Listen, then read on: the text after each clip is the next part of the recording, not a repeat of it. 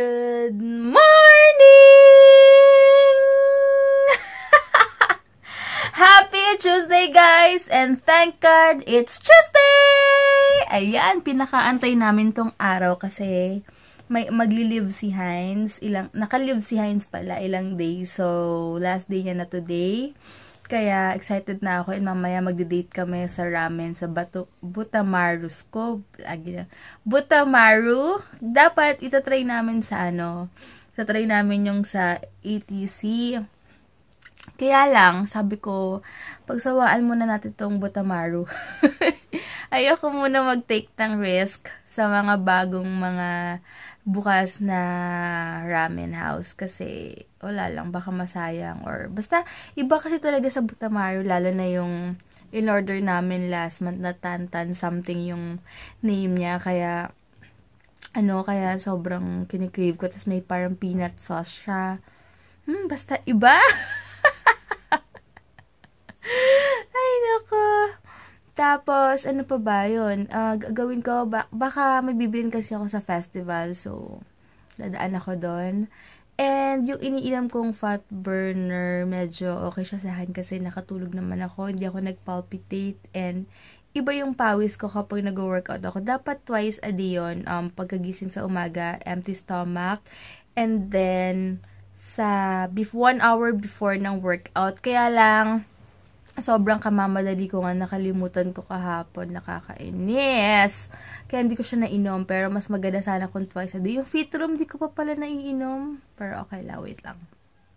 Di ko pa na rin naiinom yung Fit Room, kaya baka pag naubos na. Excited kasi ako dun sa isang capsule. Kasi yung Fit Room, 3 times a day pala siya. Breakfast, after breakfast, lunch, and dinner. So, ayun. And, bago ko makalimutan, hi pala kay Tita Nini na mommy ni It's Judy's time. Ayan, nag-comment siya kasi napanood ko yung vlog nila It's Judy time na uuwi daw si Tita Nini for 1 month dito sa Philippines. So, yung comment ni Tita, parang sabi niya na nakita daw niya yung SNR, something gano'n na parang bilihan wholesale din daw dun sa ibang bansa. So, nagka-idea daw siya na kung saan siya mamimili. Kaya, ewan ko. Pero alam ko, di kakabita si Tita Nini eh. Ewan ko lang. Hindi ko sure. Parang napanood ko lang before kay Say na, yun nga, na tiga Cavite sila. Wala lang. Hey, Tita. Thank you so much. Alam ko, hindi na siya busy ngayon kasi kakatapos na nila mag-vacation sa Hawaii. So, alam kong nakakanood siya ng vlog ngayon kasi alam ko pag nanonood ng vlog, nagka-comment talaga. So, thank you so much. And, may ni-refer sa akin si Perky. Si Perky vlog na lunchbox diet ba yun? Something ganon, lunchbox diet. Ano siya, 1.7 siya per week. So, lumalabas na 350 a week. And 1.7 or 1.7 with 2 snacks kasi naiisip ko kesa kain ako ng kung ano-ano unhealthy food sa labas, parang gusto ko mag-avail nung lunchbox diet kasi ipapadala na nila yung meal mo for the day, and then meron ng breakfast, lunch, and dinner. Breakfast, snacks, lunch, snacks, tas dinner. Medyo maglalabas ka nga talaga para i-advance mo na yung food mo for 1 week. Pero pwede na yun kasi 1.7, imagine mo nyo, nakakamagkano ako per day sa food ko lang. Tapos yun, at least yun, may snack na and healthy. So, sabi ni Perky, effective daw yun. Tsaka sabi rin ni Heinz, sinadjust na rin sa akin ni Heinz na huwag daw ako puro prito. Ganyan sabi ni Heinz, mag-avail na daw ako nun kesa kung ano-ano yung kinakain ko. So, tatanong ko later sa lunchbox diet kung meron sila dito sa Las Piñas na pwede silang mag-deliver dito at mag-a-avail na ako kasi nga mas healthy yun. Kahit tapos, itatanong ko rin sa nutritionist ko pala muna kung ilang calories ako dapat per day, and then mag-a-adjust yung lunchbox diet kung ilan yung calories mo per day kailangan i-intake or yung maximum mo na calories. So, mag-a-adjust sila sa food na ipapadala sa'yo and kakainin mo. So, which is good, diba? Kasi, healthy na siya and medyo affordable naman. Kaya lang, biglaan siyang bagsakan ng 1.7. Pero, okay na kasi, sabi niya, for a week na yun. So, okay na yun, diba? Excited na ako. Basta babalitaan ko kayo, guys. Teka, may message si Yims. Hi, Yims! Belated happy birthday! Ayan, babalitaan ko kayo kung kamusta yung sa pagla-lunchbox diet ko. Baka, ayun, tatanungin ko muna later sa nutritionist dun sa gym kung yung sinulat niya sa paper kung ilan calories ako per day dapat.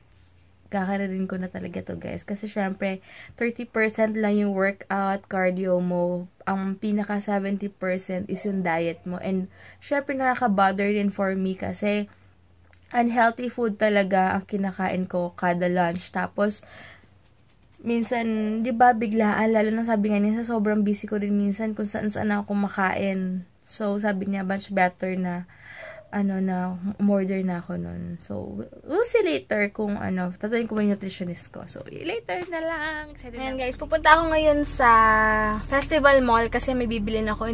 Titingin ako kung may sale na swimsuit doon. Kasi nga sa November 3, may swimming kami sa saan to? Basta sa hotel somewhere sa Ortigas. So, mag-swimming kami, kaya tingin ako ng swimwear. And grabe pala, ang ganda ng vlog. I mean, ang ganda ng vlogging camera ni Perky. Isa yun sa mga wishlist ko. Yung Canon, nakalimutan ko, GX7 yata. Super, as in super linaw. Medyo pricey pa siya. Pero if ever nabibili ako ng ng vlogging camera, yun na yung GX7. And baka by that time, medyo mura na siya. Nasa 20 plus yata siya, pero, or 30. Pero sulit naman kasi ang ganda ng quality niya. And pang vlogging cam talaga. So, super duper. Iba talaga yung Canon for vlogging talaga. And, yun lang guys. Tapos, kaya lang iniisip ko kung ngayon ako bibili ng laptop and camera. Wala rin akong time mag-edit pa sa laptop. Mas comfy rin talaga ako and mas less hassle kapag sa phone. Check lang ng check, tapos edit, okay na. Pero, tingnan natin, God willing, mag-aantay lang ako. Hindi ko mamadalin lahat kasi ayoko naman madaliin lahat dahil may mga bills pa kaming bayarin. Alam niyo yun, ayoko naman isabay-sabay and ayoko naman kayo mag-suffer tapos may camera nga ako, laptop, pero alam niyo yun, hindi ko makakain yung gusto ko. So, alam kong darating yan, in God's time, naniniwala ako na bibili ulit ako ng camera and laptop na medyo maganda siya pang edit. So, pinagpapawisan na ako, init. Woo! Ayan. So, yun lang guys. Punta muna akong festies. Tas, 6 PM pa yung 6 PM pa yung body combat. So, marami pa akong time. Yay! Kakain pa pala ako. Nag-skyflakes lang ako.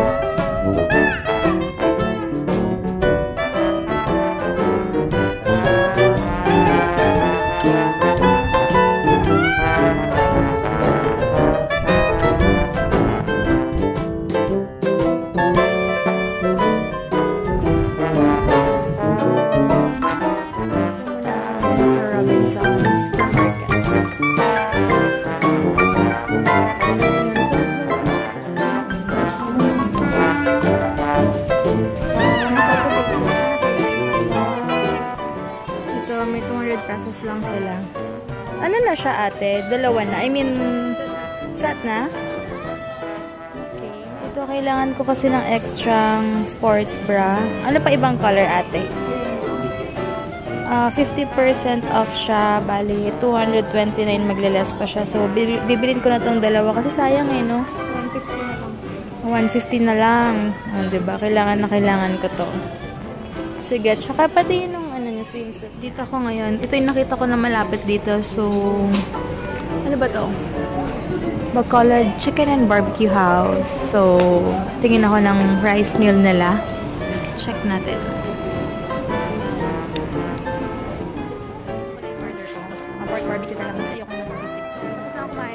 muna ako sa ATC ngayon. Magpapadala kasi ako ng mga ATC naman muna tayo, guys. Ito naman ako ngayon sa Molito kasi dito may Cebuana Lowelier dito.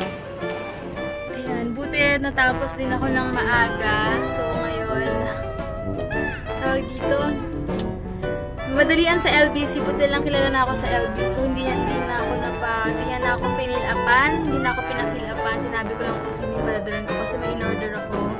So, grabe. Kakapagod pero worth it kasi wala lang.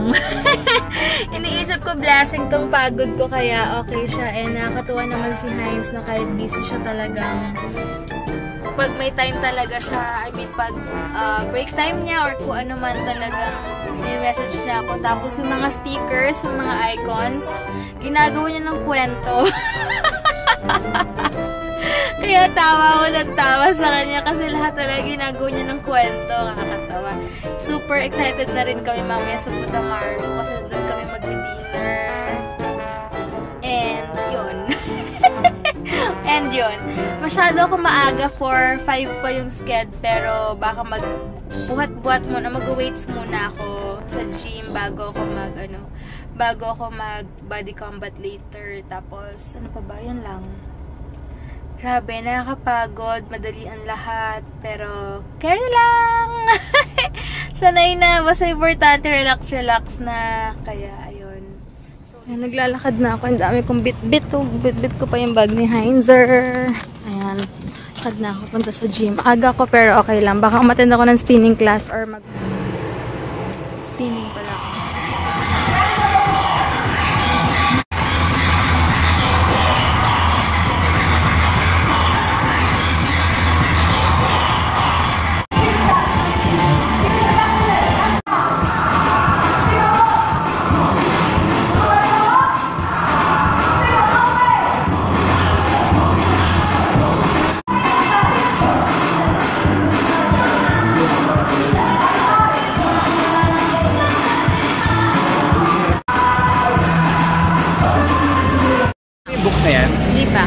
Hey guys!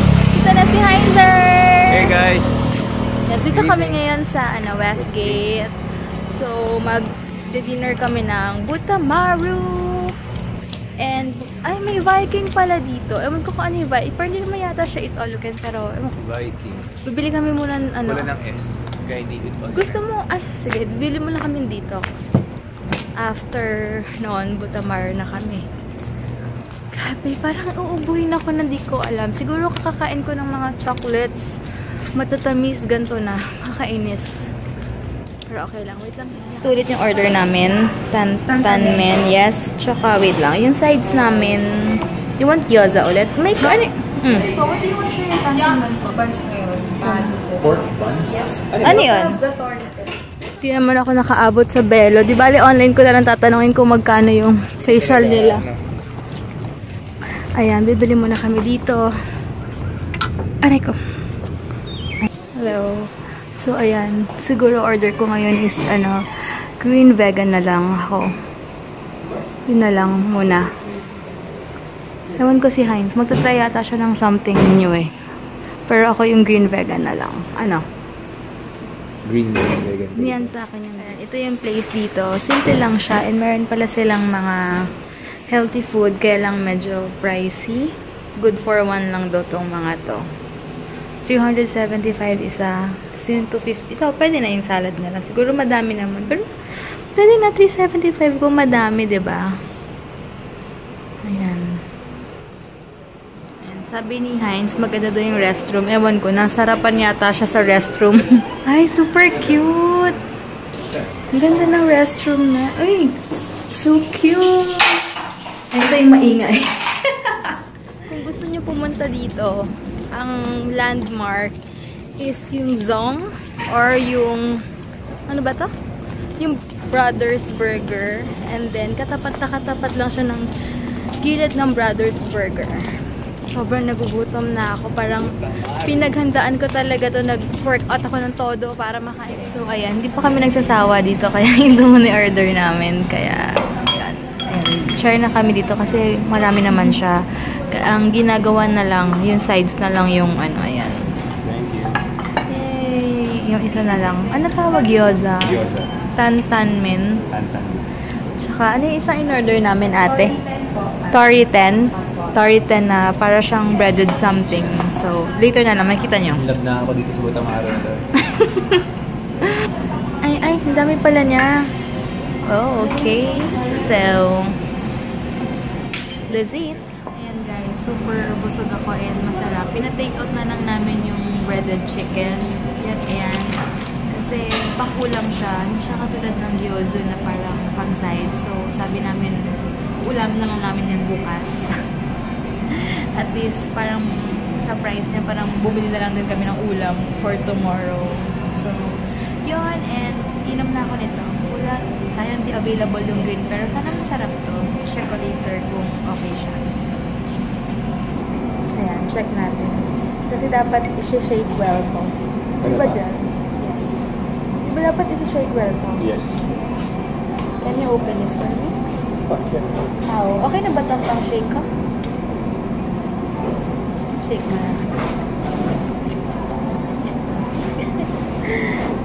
Ayos ka nga. May plastic ko eh. Ba't mo ko pinigilan? Pinashake ko. Diba yung... Ito yung nag-eruption. Ayan. Ito doon yung nailam na eruption. Try ko kung... Ano siya? 330 ml. Ha? Oo nga no. Pero parang... Mas masarap yung green. Pero masarap dito kasi may apple, carrot, lemon. Ano yung beet? Ito ba yung parang... Yung pula. Pula na ano, something else. Cucumber.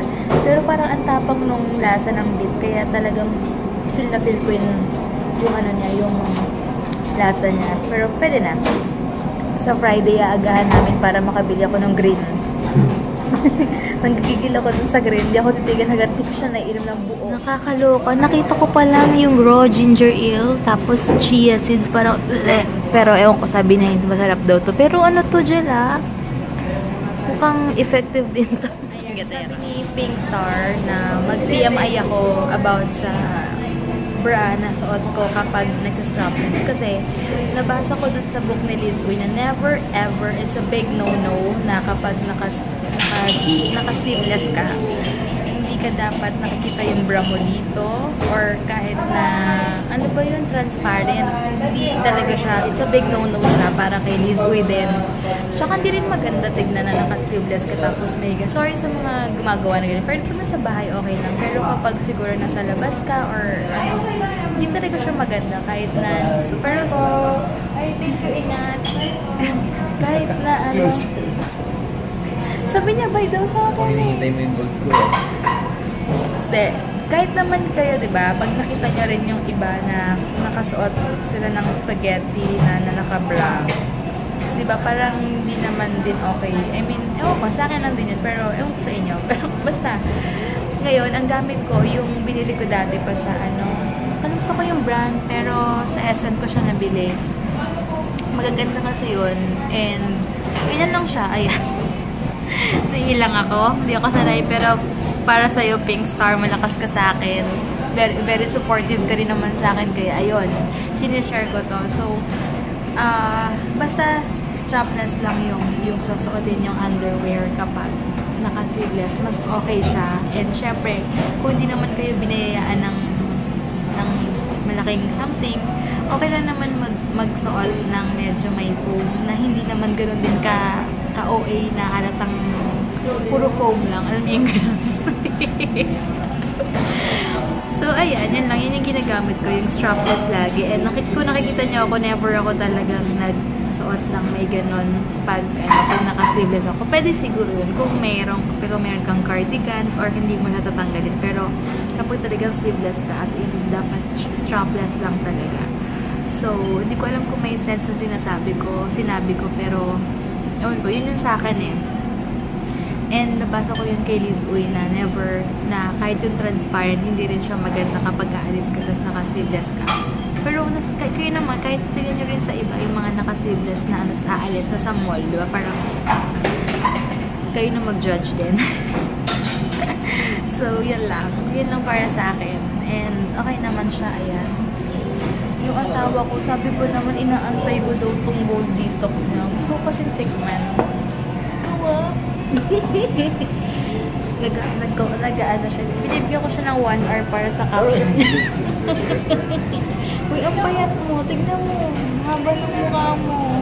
Hi! Ganun ka. Ganun yan. Tignan mo. Payat na niya. Ay, bill out na yun, please. Ano yan? Ayan, nabuksan niya na. Papatikim ka daw sa akin. Oh, dahil dyan, hindi ko muna titikin. Judge, gold detox. Ang bango. Para siyang, pwede siyang pang-amoy ng pang-bango ng CR. Mga iniinom ko, lagi kang... Yeah, go, face it. Iinom ni Diana sa diri yan eh. Ay, Why? kara ng lasa. It's ginger ale. Taste mo lang. Body lang. Pakita mo sana. Naiiya ka. Naiiya ka. Inom. Gusto ko makita. Ayoko tol. Hindi ko siya type. Pero marami siyang benefits, no? Mas marami siyang benefits, no? I-shake well mo. Hindi, Nasa loob kasama yun. talaga yung chia seeds yun. Kaya nga, para mainom mo kasi naiiwan yung chia. Kabala niya. Gara Bakit na. eh? Sobrang gara ng lasa. Ewan ko, hindi ko siya type. Okay na ako sa mga dito. Hanggang sa baba na. Pero yung gold, never ko itatry it ever. Hindi ako bibili ng isang buong ganun. So, that's it guys. Yun na yan. Yun naman yung vlog ko today. Kasi pagod na rin ako pag uwi sa bahay. Magliligpit. And then bukas, tomorrow is another day. And then magpapacar wash kami habang ako. Malapit na naman yung car wash siya. Malapit naman yung car washan sa pedicurean.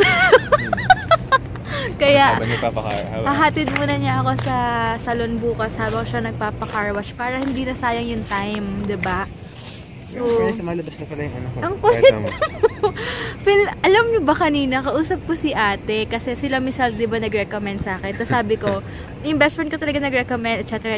Sabi niya, "Oh, ma'am," sabi niya, "una ko napansin sa kaibigan niyo yung bag kasi sobrang bongga." Tapos, tagal-tagal ni Heinz, kala ko nagpupo na siya. And then, ito yung ginawa niya. Look, pakita mo. Ito. Napaka-vain. Kasi natutuwa siya kasi bumabalik na naman ulit yung kanyang... hindi makita masyado kasi dugyot yung phone mo. Ayan, kung nakikita niya ba? Hindi masyadong makita kasi yellow yung light. Pinakita niya yung abs niya kasi last, kaya college days namin, sobrang tuyot siya. Pero mukha siya matanda kasi hindi talaga siya nag-rice, walang carbs, naglalaga ng sayote. Yeah. 'Di ba? Nagsasayote pa yan, as in no rice siya. Pero ngayon bumabalik na siya. Ngayon, paunti-unting bumabalik kasi todo workout yan sa abs niya. Ako hindi ako nag-workout ng abs, minsan lang sa pag-class lang, pero siya super as in. The lines are making some guest appearance now. Feel good na feel good. Pagbigyan na natin guys kasi minsan lang yan. Para bago kami magkabibi, hayaan nyo lang muna siyang ganyan na feel niya abs.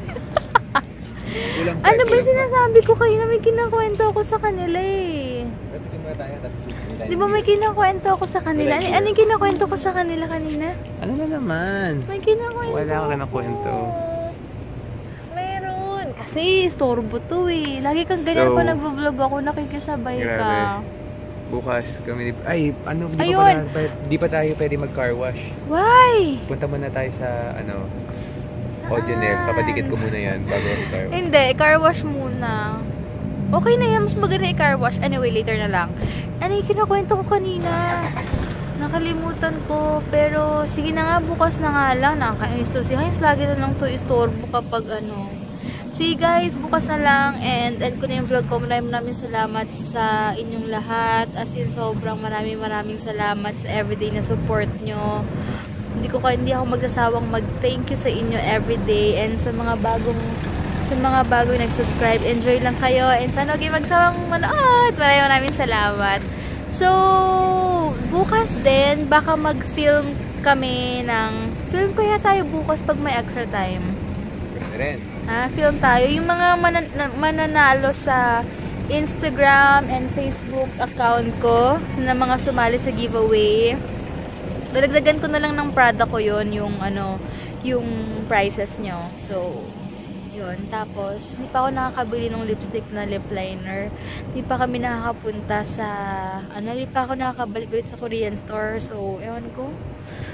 Yun lang. Ano pa ba? Gusto ko talaga malaman kung magkano facial dito sa Belo eh. Kanina habang nasa classes ako, iniisip ko yung Belo, promise. Sabi ko, siguro kakaiba yung facial doon. Gusto ko lang kahit matry one time. Siguro naman medyo affordable naman yun.